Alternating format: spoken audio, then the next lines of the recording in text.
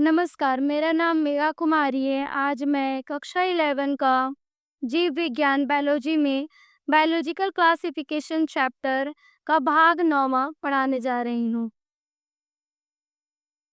पिछले वीडियो में हमने प्रोटोजोआ के बारे में पढ़ा था। आज की वीडियो में हम कवक, फंजाई जगत के बारे में जानेंगे। कवक का परिचय।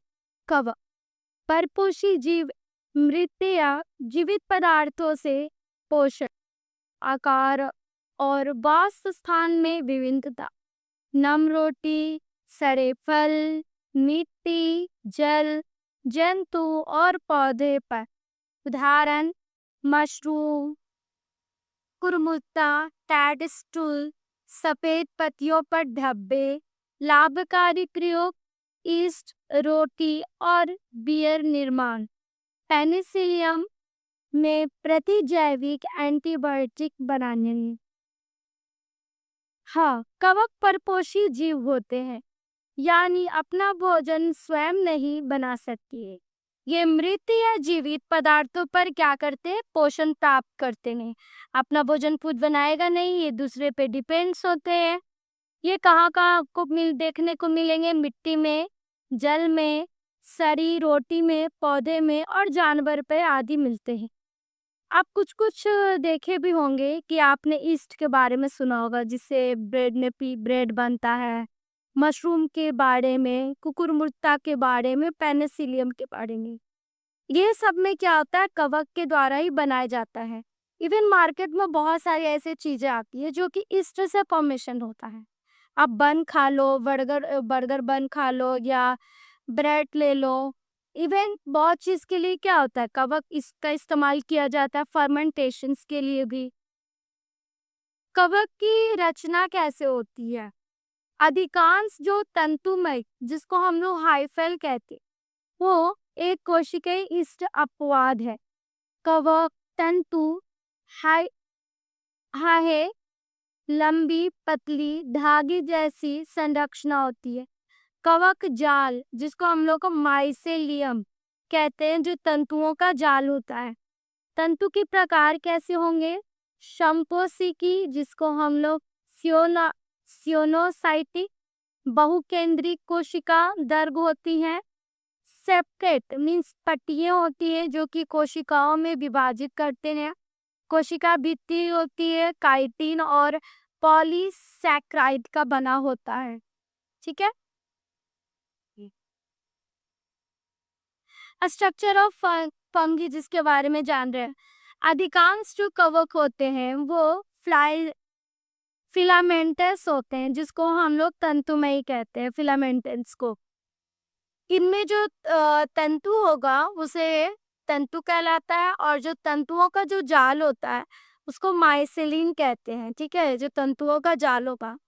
दो प्रकार के तंतु होते हैं। एक होते हैं सियोनोसाइटिक, जो बिना विभाजित के बहुकेंद्रिक होते हैं। दूसरा होता है सेप्टेट, जो कि विभाजित कोशिकाएं वाले होते हैं, मतलब ये डिवाइड हो सकते हैं। कोशिका की जो भित्ति होती है वो काइटिन और पॉलीसैकेराइड से बना होता है। क्या से बना रहेगा? काइटिन और पॉलीसैकेराइड से बना होगा। एक सेकेंड, ये देखिए, ये जो दिख रहा है, ये दोनों से कोशिका की भित्ति बनी होती है। कोशिका की भित्ति बनी होती है।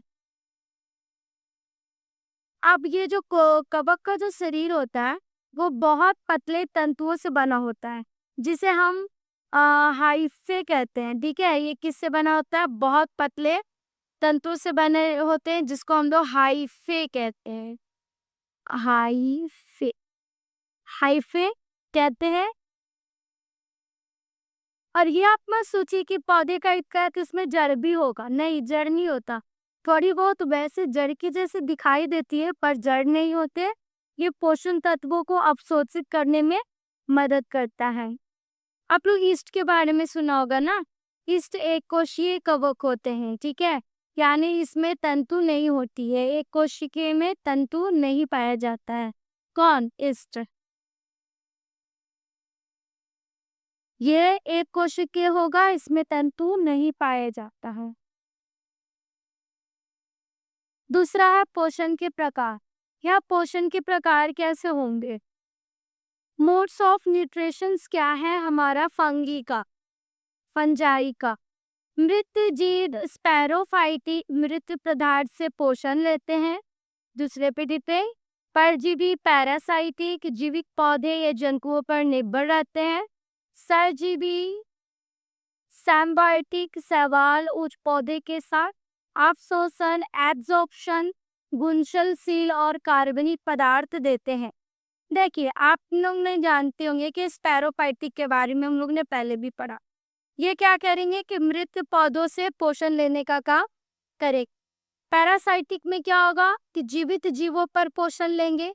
कभी आप लोग ने देखा हो कि भैंस के ऊपर कोई कीड़ा रहता है तो एक बुगला बैठ के वो खाता है, वो क्या करता है? पैरासाइटिक है, पैरासाइटिक का काम कर रहा है। सैम्बायोटिक क्या होगा? जो शैवाल और पौधे के साथ सहजीवी होते हैं, जैसे कि लाइकेन। लाइकेन क्या है? सहजीवी है। आप इस एग्जाम्पल याद रख सकते हो। लाइकेन सहजीवी है। फिर अवशोषण द्वारा पोषक एब्जॉर्प्शन, ये घुलनशील पोषक तत्वों का अवशोषण करता है। जो पूरी तरह से घुल जाते हैं तत्व, उनका अवशोषण करता है। कवक कभी भी खुद खाना नहीं बनाता, ये दूसरों पर डिपेंड होता है अपने भोजन के लिए। अब आपके मन में होगा कि इसका मतलब है कि वो दूसरे के शरीर से भोजन लेते हैं। हाँ, लेते हैं, मगर कुछ तो ऐसे होते हैं जो कि मृत वस्तुओं से अपना भोजन लेते हैं। कुछ जीवित पौधों या जानवर से भी भोजन लेते हैं। कुछ शैवाल के साथ मिलकर भी भोजन लेते हैं, जैसे लाइकन।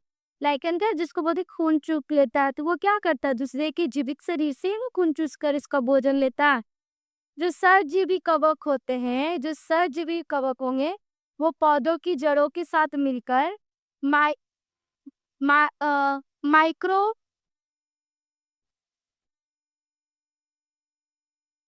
साथ मिलकर वो कर ये बनाते हैं। एक सेकेंड,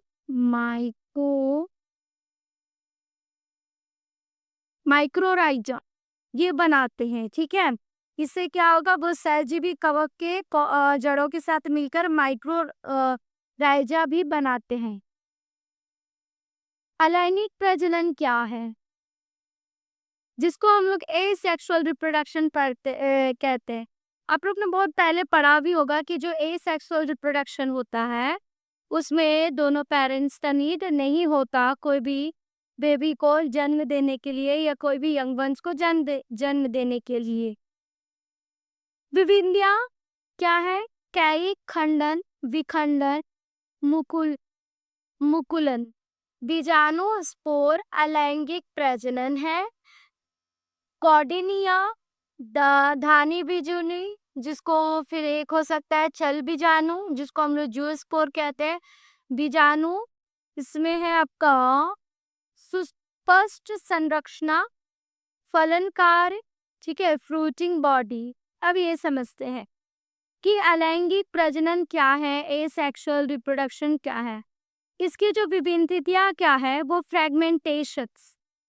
फ्रेगमेंटेशंस, बर्डिंग एंड स्पोर। आप लोग ये तीनों के बारे में जानते होंगे, फ्रेगमेंटेशंस, बर्डिंग और स्पोर। ये बीजाणु के कुछ प्रकार भी हैं, जैसे कॉर्नेजिया, फिर है चैलेमेंडोस्पोर, जूस्पोर। ये बीजाणु फलनकार मीन्स फ्रूटिंग बॉडी से बनता है। कवक बिना नर मादा के भी विभाजित कर सकते हैं। इसमें जरूरी नहीं है कि मेल पार्ट्स और फीमेल पार्ट्स भी हो। आप कैसे करेंगे? बीजाणु बनकर, स्पोर बनकर। ये बहुत छोटे और हल्के होते हैं जो हवा में आराम से उड़ जाते हैं और एक नए कवक को पैदा करते हैं। जैसे कि आप समझते हो ना कि जैसे पौधे के जो बीज हैं वो कैसे धीरे धीरे फैलते हैं, बिल्कुल वैसे ही अपने स्पोर को जगह जगह फैलाकर अपना रिप्रोडक्शन करते हैं।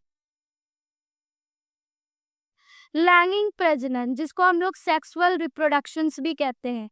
ये 3 मुख्य चरण में आपका लैंगिक प्रजनन होगा। एक होगा प्लाज्मोगैमी के रूप में, दूसरा है कायरोगैमी के रूप में। पहले समझते हैं प्लाज्मोगैमी के रूप में कैसे।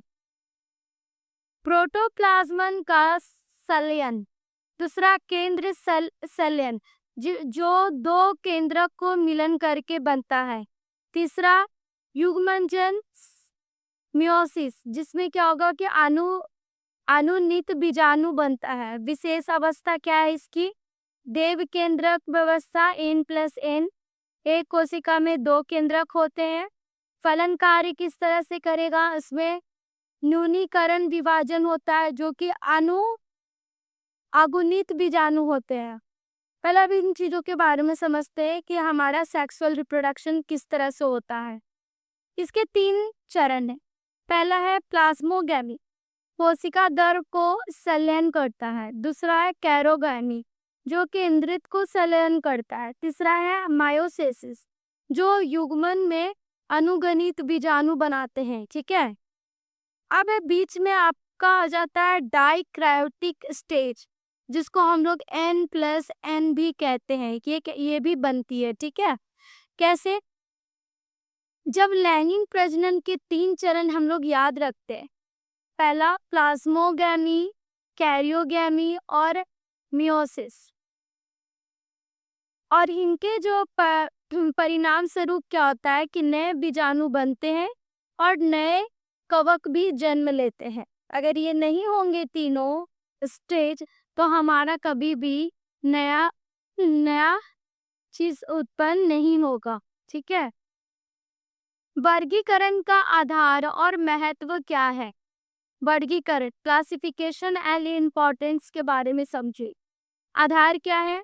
कवक जाल की आकारिकी, बीजाणु बनने की विधि, फलन कार्य का प्रकार और इसके महत्व क्या है? पहला पार्यावरणीय अपघटन, घातक उद्योग और प्रतिजैविक निर्माण, जो कि पौधे और जंतुओं के रोग में होते हैं। अब आप इसको अच्छे से समझिए कि मुख्य जो आधार होंगे वो होगा कवक जाल की बनावट। इसके कवक जाल की बनावट कैसी होगी? बीजाणु में निर्माण की विधि कौन सी होगी? फलन कार्य का प्रकार क्या होगा? अब उसके महत्व क्या है? ये पार्यावरणिक अपघटन होते हैं। औद्योगिक उपयोग, रोटी, बियर, पनीर, ये सब बनाने में मदद करते हैं। अब ये औषधीय उपयोग में भी काम आते हैं, जैसे कि पेनिसिलियम जो बनता है वो हमारा इसमें काम आता है, जो कि एंटीबायोटिक होता है। ये कवक से ही मिलकर बनता है, जो पौधों और जंतुओं के रोग को उत्पन्न करने का काम करता है। तो कवक पर्यावरण के लिए कितनी जरूरी है वो जानते हैं। ये मृत पदार्थों को सड़ाकर पोषण तत्व मिट्टी में लौटाते हैं। अगर कवक ना हो तो अवशिष्ट कभी नहीं सड़ेंगी। जो आप देखते हो ना कि कहीं पर भी कुछ फेंक देते हैं, सब्जी वब्जी, वो सड़ जाता है, चाहे वो मरा हुआ बॉडी रहता है, छोड़ देने पे वो सड़ जाता है, सब ये कवक के कारण। अगर कवक नहीं होगा तो आपके मरे हुए बॉडी भी वैसे ही पड़े रहेंगे, वो भी सड़ेगा नहीं, और उसका जो न्यूट्रिशन होता है उस बॉडी का, वो भी जमीन में वापस नहीं लौट के आएगा। कवक की कुछ ऐसे किस्में होती हैं, जैसे कि आप लोग एस्पेरगुलस और राइजोप्स, ये सब प्रयोगशालाओं में बहुत ज्यादा इसका इस्तेमाल किया जाता है। आप इसके बारे में भी डिटेल से पढ़ सकते हो। ये है, और एक है राइजोप्स। ये सब कवक की ऐसी किस्में हैं जो कि हमारा लेबोरेटरी में इस्तेमाल, इसका उपयोग करते हैं स्टडी के लिए। अब एक कंक्लूजन समझते हैं कि कवक पृथ्वी के पारिस्थितिकी तंत्र को एक अनिवार्य हिस्सा है। वे न केवल डिकम्पोजर बल्कि खाद्य, औषधि और औद्योगिक दृष्टि से भी बहुत उपयोगी है। हालांकि कुछ कवक पौधे और मनुष्य में रोग उत्पन्न भी करते हैं, इसलिए हमें स्वच्छता और नियंत्रण को भी ध्यान में रखना है कि हमें किस तरह से साफ सुथरा रखना है। कुछ क्वेश्चंस है जो इस भाग के रिलेटेड हैं, जैसे कवक के अध्ययन को क्या कहते हैं? तो ये हो गया हमारा माइकोलॉजी। क्या कहेंगे? माइकोलॉजी, कवक के अध्ययन को। दूसरा, कवक की कोशिका भित्ति किससे बनी होती है? तो आप याद कीजिए मैंने क्या पढ़ाया, वो है काइटिन। काइटिन और पॉलीसेक्राइड से बनी होती है। तीसरा, कवक में 3 प्रकार का पोषण कौन सा है? मृत्यजीवी, परजीवी, सहजीवी। चौथा, लैंगिक प्रजनन के 3 चरण कौन से हैं? प्लाज्मोगैमी, कैरियोगैमी और मियोसिस। कवक के 2 उपयोग क्या क्या है? ईस्ट से रोटी बनाना, बियर बनाना, और दूसरा पेनिसिलियम से एंटीबायोटिक पेनिसिलिन बनाना। तो इस तरह से ये चैप्टर का ये पार्ट खत्म होता है। अगली पार्ट में हम लोग फाइकोमाइसिटीज फाइकोमाइसिटीज के बारे में जानेंगे। Thank you.